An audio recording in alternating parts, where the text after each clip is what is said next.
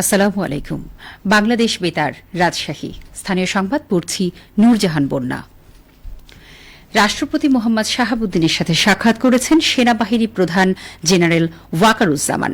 আজ সকালে বঙ্গভবনে তিনি সাক্ষাৎ করেন। রাষ্ট্রপতির প্রেস উইং থেকে পাঠানো এক বার্তায় এ তথ্য নিশ্চিত করা হয়েছে।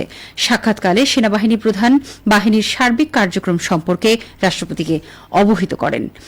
সেনাপ্রধান জানান, বেসামরিক প্রশাসনকে সহায়তার জন্য দেশব্যাপী সেনাবাহিনীর ইউনিটসমূহ কাজ করে যাচ্ছে। রাষ্ট্রপতি বলেন, সেনাবাহিনী দেশের মানুষের কল্যাণে এবং জানমালের নিরাপত্তা প্রদানে প্রশংসনীয় ভূমিকা পালন করছে।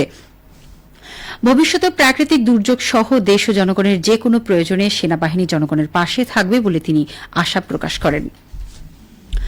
প্রধান উপদেষ্টা অধ্যাপক ড মোহাম্মদ ইউনুসকে মহান বন্ধু হিসেবে আখ্যায়িত করেছেন মালয়েশিয়ার প্রধানমন্ত্রী দাতো সেরি আনোয়ার ইব্রাহিম। মালয়েশিয়ার প্রধানমন্ত্রী বাংলাদেশের অন্তর্বর্তী সরকারের সংস্কার প্রচেষ্টার প্রতি তাঁর সমর্থন ব্যক্ত করেন। দাতো সেরি আনোয়ার ইব্রাহিম গতকাল এক সরকারি সফরে বাংলাদেশে আসেন। বাংলাদেশে অন্তর্বর্তী সরকার গঠিত হওয়ার পর এটি কোনো বিদেশি সরকার প্রধানের প্রথম বাংলাদেশ সফর। প্রধান উপদেষ্টা ড মোহাম্মদ ইউনুস গতকাল ঢাকার হজরত শাহজালাল আন্তর্জাতিক বিমানবন্দরে মালয়েশিয়ার প্রধানমন্ত্রীকে স্বাগত জানান।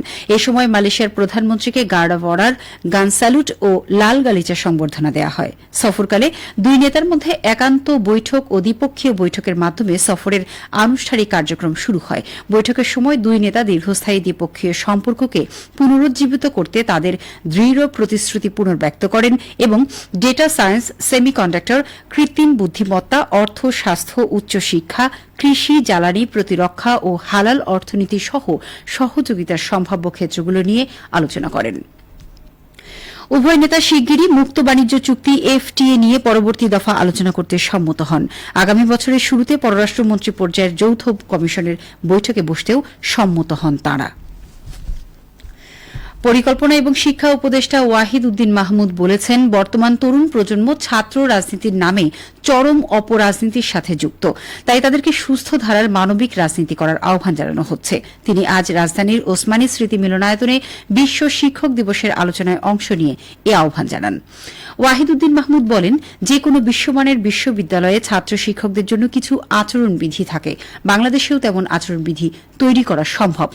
পাঠ্যপুস্তক সংশোধনের মাধ্যমে পরিকল্পনা এবং শিক্ষা উপদেষ্টা বলেন, মাত্র ২-৩ সপ্তাহে পাঠ্যপুস্তকে পরিমার্জন করা হয়েছে। এক্ষেত্রে কিছু ভুল ত্রুটি থাকতে পারে। নতুন বছরের প্রথম দিনে বই তুলে দেওয়ার বাধ্যবাধকতা থাকায় এই তাড়াহুড়ো বলেও মন্তব্য করেন তিনি। রাজশাহীতে ছাত্র জনতার মিছিলে হামলা ও পৃথক হত্যা মামলার এজাহারভুক্ত আসামি রাজশাহী মহানগর আওয়ামী লীগের সাধারণ সম্পাদক মোহাম্মদ ডাবলু সরকারকে গ্রেফতার করেছে র্যাব। গতরাতে র্যাব ৫-এর জয়পুরহাট ক্যাম্পের একটি দল অভিযান চালিয়ে নওগাঁ সদর থানার দক্ষিণপাড়া গ্রাম থেকে তাকে গ্রেফতার করে। গ্রেফতারের বিষয়টি নিশ্চিত করে র্যাব ৫-এর অধিনায়ক লেফটেন্যান্ট কর্নেল ফিরোজ কবির জানান, ডাবলু সরকারের বিরুদ্ধে গত ৫ই আগস্ট ছাত্র জনতার গণঅভ্যুত্থানে নিহত শিক্ষার্থী আলী রায়হান ও সাকিব আঞ্জুম হত্যা সহ বেশ কয়েকটি মামলা রয়েছে। এই মামলায় গ্রেফতার দেখিয়ে তাকে আদালতে পাঠানো হবে। নাটোরে এবছর ৩৬৯টি মণ্ডপে দুর্গাপূজার আয়োজন করা হচ্ছে। গত বুধবার চণ্ডীপাঠের মাধ্যমে মণ্ডপগুলোতে মহালয়া অনুষ্ঠিত হয়েছে। আগামী ৯ অক্টোবর ষষ্ঠীর মাধ্যমে শুরু হবে পূজার মূল আনুষ্ঠানিকতা। শেষ হবে ১৩ অক্টোবর। ইতিমধ্যে প্রতিমা তৈরির কাজ শেষ হয়েছে। এখন মণ্ডপের ভেতর ও বাইরে সাজসজ্জার কাজ চলছে। এক্ষেত্রে বৃষ্টি হওয়ার বিষয়টি বিবেচনায় রাখা হয়েছে। শান্তি শৃঙ্খলা সমুন্নত রাখতে প্রত্যেক মণ্ডপে নিজস্ব স্বেচ্ছাসেবক নিয়োগ করা হচ্ছে। পুলিশ ও আনসার বাহিনীর সমন্বয়ে নিরাপত্তা নিশ্চিত করা হবে। প্রত্যেক মণ্ডপে সিসিটিভি স্থাপনের চেষ্টাও চলছে। এছাড়া জেলা ও উপজেলা পর্যায়ে সার্বক্ষণিক নিয়ন্ত্রণ কক্ষ এবং ভ্রাম্যমাণ পর্যবেক্ষণ টিম কাজ করবে। জেলা প্রশাসনের আয়োজনে পূজা উদযাপন পরিষদ সহ ধর্মীয় নেতৃবৃন্দের অংশগ্রহণে পূজার প্রস্তুতি সভা অনুষ্ঠিত হয়েছে।